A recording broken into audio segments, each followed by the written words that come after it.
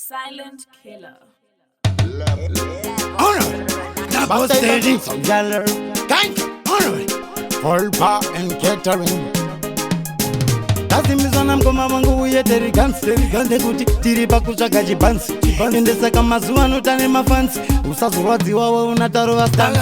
Nekuti mangoma ndimboteta Andimboteta nyangwe shkanzi vanga vachinda ndareta Andimboneta mangoma vanoziva ndo maketa Vane bodo bodo avisi noto Vauze kuti mangoma ndinotya Papa mangoma futi ndobvanda pfeka ndorarama Saka vauzi ndati Vauze vangaperi kalme kubudaura Rimango manchara mbachira ndaubanya Endo staura Endire kupisa kumfura paura Vauze kufanga Nati kubudaura Ende ngomandura mbachira ndaura Endo staura Kufa kwangu Akobudaura Enda kayaura Nekuti vazivona Ataka ndimire ndefuti nefomeshani Mangoma ndine chimediteshani Chasiyana neve competitioni Inini Ukandiwana ndenge muna singade Apa ini nchida futa ndibateke plaza ndimisike Mangwe vakuta ndihuleke ndavauza kuti Kufa Kwemurume kubudaura Ene mangoma ndaramba nchida ndaura Andipese kumanya Komandre kupesa kupfura mbaura Andostaura Kufa Kwemurume kubudaura Ene mangoma ndaramba nchida ndaura Endostaura Vauze fanzani ndinostaura Elefuzi vauze kuti pandinoimba ndoda kuimba Ende saka twemba ndoimba nesimba Ende futi ndaimba vanochamba futi Nyangwe vanga vaine moyo yazvimba Ndovasonongura vasuna nemturo yavatakura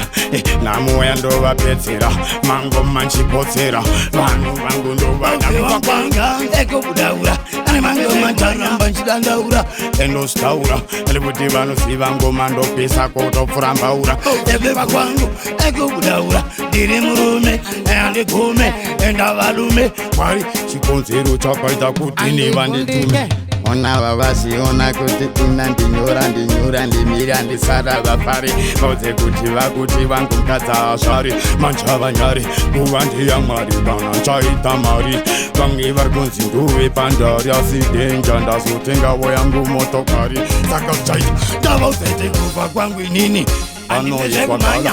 Andisi munuka uye hala Ende vachune usanibate kola Vachune kuti ndiri kila Komando pepeta Nangwe pakureketa Vauze kumangoma inindiri dhokota Saka mangoma ndimbokota Indobata mangoma inini Vauze kutane bopata mangoma inini Kimbisa, nusanipikisa, ndovasivisa Chanaisa ngoma nekuti kufo Kubudaura Andifeze kumanya Andifeze kumanya Kubudaura kuba ya mwari Miskenini Neki mangoma ndaita ndeshida ndotura nguva Pese panobuda suva Mangoma ndoderedza seruva Vauze kuti mangoma ndovava Bata lefus matevus Vauze Pananolaka television Why